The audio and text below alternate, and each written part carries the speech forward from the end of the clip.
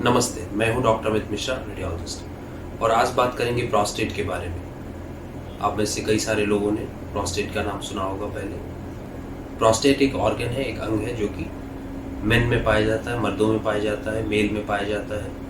और आपकी स्क्रीन पे अभी आ रहा होगा, जो पेशाब की थैली होती है, पेशाब की थैली के नीचे ये लोकेटेड होता है। और ये जो यूरेथ्रा होता है, जो पेशाब की नली होती है जिससे यूरिन बाहर आता है, पेशाब बाहर आता है, उस नली के आसपास ये लोकेटेड होता है प्रोस्टेट।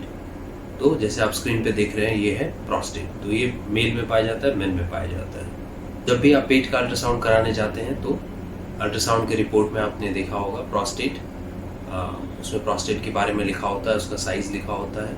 और अगर प्रोस्टेट आपका बड़ा है साइज़ में तो इम्प्रेशन में, फाइनल इम्प्रेशन में वो चीज़ लिखी होती है कि प्रोस्टेट जो है साइज़ में बड़ा है। तो प्रोस्टेट का जो नॉर्मल साइज़ हम अल्ट्रासाउंड में देखते हैं वो 25 सीसी के आसपास का साइज़ जो है, 25 सीसी या उससे नीचे उसको नॉर्मल माना जाता है। और अगर इसका साइज़ बढ़ा, प्रोस्टेट का साइज़ एज के साथ बढ़ता है, 25 साल के एज के बाद इसका साइज़ बढ़ना स्टार्ट होता है और फिर ये एज के साथ बढ़ता है इसका साइज़।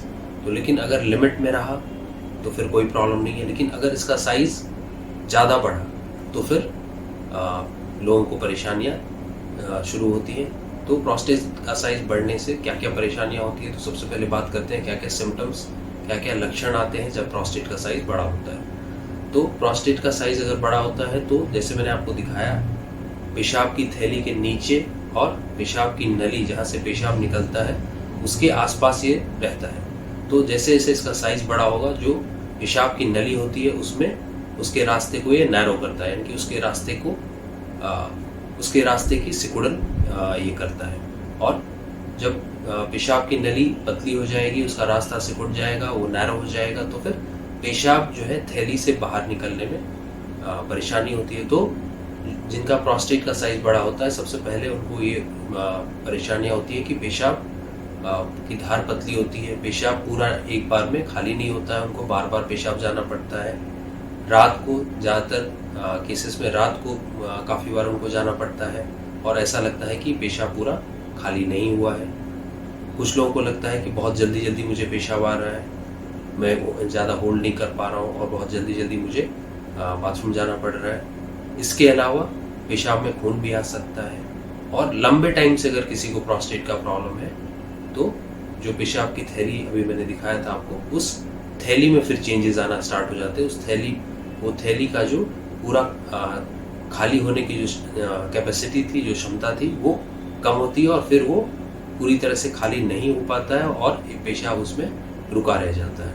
इससे और आगे अगर हम गए और लंबे टाइम तक अगर ये परेशानी रही तो फिर किडनीज पे असर पड़ सकता है, गुर्दों पे असर पड़ सकता है और किडनी को भी नुकसान हो सकता है। तो प्रोस्टेट बड़े होने से जो लक्षण जनरली आते हैं वो 40 के ऊपर, और सबसे ज़्यादा जो इसका एज ग्रुप है वो है 50 साल के बाद जो लोग हैं, उनमें ज़्यादा प्रोस्टेट की प्रॉब्लम पाई जाती है। लेकिन आजकल यंग पॉपुलेशन में 35 के ऊपर भी प्रोस्टेट की प्रॉब्लम्स देखे गए हैं। तो प्रोस्टेट में दो चीज़ें होती है जिसको आपको बहुत ध्यानपूर्वक सुनना है और समझना है। एक होता है जिसको हम इंग्लिश में कहते हैं BPH, जो कि एक बेनाइन कंडीशन है, जो कि कैंसर नहीं है। इसमें प्रोस्टेट का साइज बड़ा होता है लेकिन इसमें कैंसर नहीं होता है, तो ये इसको कहते हैं BPH। दूसरा है प्रोस्टेट कैंसर। तो ये दोनों अलग अलग एंटिटी हैं, दोनों अलग अलग चीज़ें हैं और इनके बारे में जानना आपको बहुत ज़रूरी है, क्योंकि प्रोस्टेट कैंसर जो है इंडिया का मेन में, मेल में पाए जाने वाला सबसे कॉमन कैंसर में से एक है।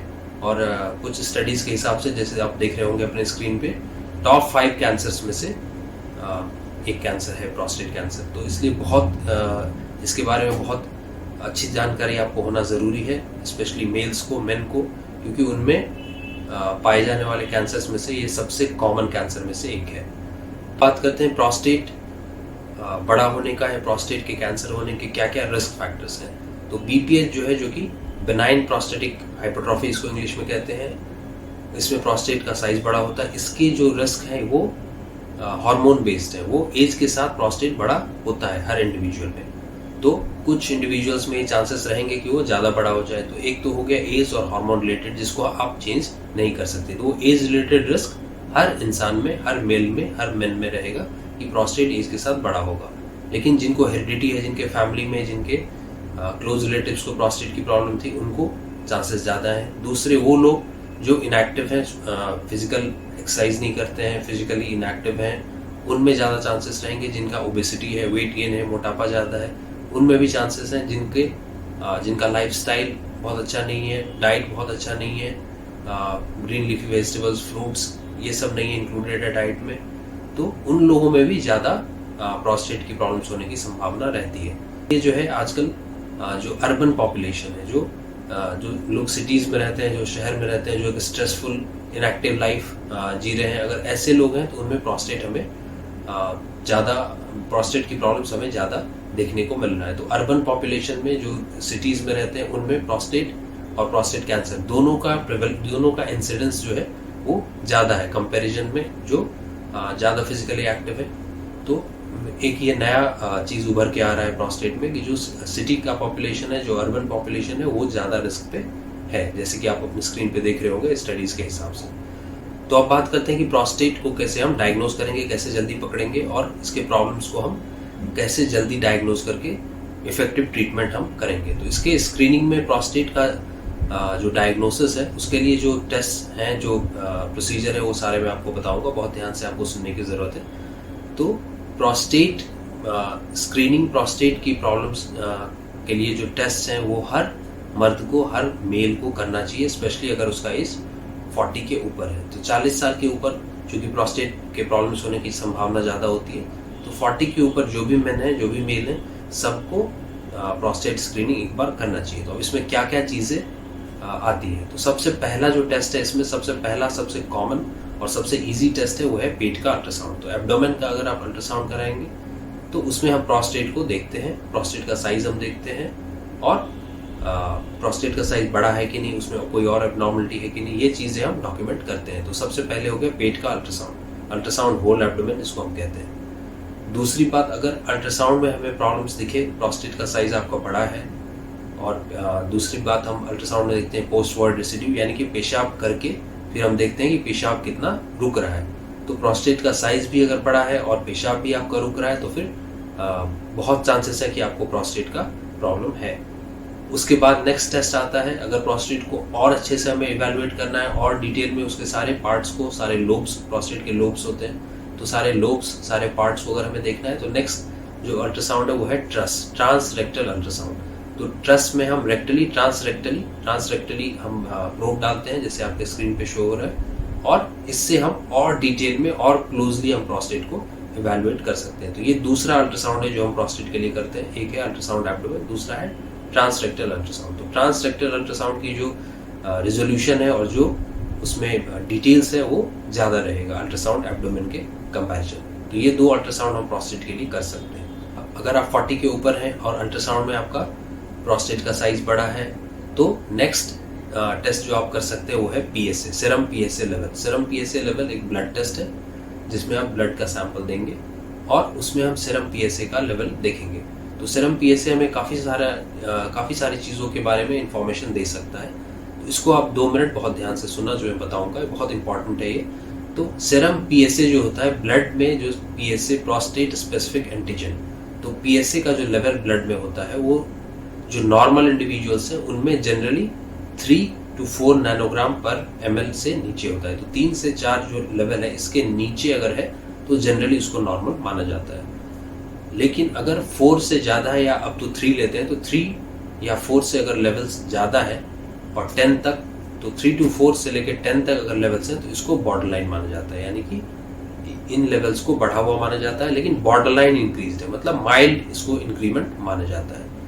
लेकिन अगर 7 to 10 के ऊपर है, 7 से लेके 10 इस रेंज के अगर ऊपर है PSA, तो फिर काफ़ी चांसेस बढ़ जाते हैं कि आपको कैंसर का रिस्क हो सकता है। तो ये PSA के लेवल्स बहुत इंपॉर्टेंट है। तो एक हो गया अल्ट्रासाउंड में प्रोस्टेट का साइज और उसका जो डिटेल हमने स्टडी किया वो। दूसरा हो गया PSA का लेवल। तो ये दोनों चीज़ों को हम कोरिलेट करते हैं। तो अगर प्रोस्टेट PSA का लेवल अगर 3 to 4 के नीचे है तो वो नॉर्मल है, और अगर उसके ऊपर है, 3 to 4 के ऊपर है तो वो एबनॉर्मल है, बढ़ा हुआ है। लेकिन अगर 7 से 10 इस रेंज के नीचे है तो फिर बहुत माइल्ड इंक्रीमेंट है, और उसको हम नेक्स्ट टाइम रिपीट करके देख सकते हैं 1 महीने बाद। अगर 7 से 10 के ऊपर ये रेंज है तो फिर रिस्क बढ़ जाता है कैंसर का, और उसके बाद हमें दूसरे टेस्ट फिर इसमें करने होते हैं। एक चीज और पीएसए में है जो आपको बताऊंगा, एक है परसेंट फ्री पीएसए। तो परसेंट फ्री पीएसए हम करके देखते हैं फिर, अगर पीएसए बढ़ा हुआ आ रहा है तो। और परसेंट फ्री पीएसए अगर 20 के नीचे है तो फिर कैंसर का रिस्क जो है वो ज्यादा रहता है। अगर 20 के ऊपर है परसेंट फ्री पीएसए तो फिर जनरली वो कैंसर का रिस्क कम होता है, और फिर हम उसको बीपीएच कह सकते हैं कि वो प्रोस्टेट बड़ा है साइज में लेकिन कैंसर का रिस्क कम है। एक चीज इसमें जानने की जरूरत यह है कि ये पीएसए की जो मैंने बात की, ये पीएसए कोई अपने आप में ऐसा कोई रेंज नहीं है, पीएसए का ऐसा कोई लेवल नहीं है कि जो आपको कंफर्म करे, गारंटी करे कि हाँ 4 के नीचे है तो 100% कैंसर नहीं है, और 4 के ऊपर है या 7 के ऊपर है या 10 के ऊपर है तो 100% कैंसर है। ऐसा इसमें अपने आप में कोई गारंटीड डायग्नोसिस नहीं है। ये सिर्फ एक इंडिकेटिव मेजर है कि इससे इस जो रेंजेस मैंने बताए, इन रेंजेस के अगर ऊपर है तो रिस्क ज्यादा है, इन रेंजेस के नीचे है तो रिस्क कम है। ये इतना ही बताता है, लेकिन 100% नहीं है। कहने का सेंस, अगर किसी रेंज के नीचे है तो 100% गारंटीड नहीं है कि कैंसर नहीं है, या अगर पीएसए बहुत ज्यादा भी है तो 100% गारंटीड नहीं है कि कैंसर है।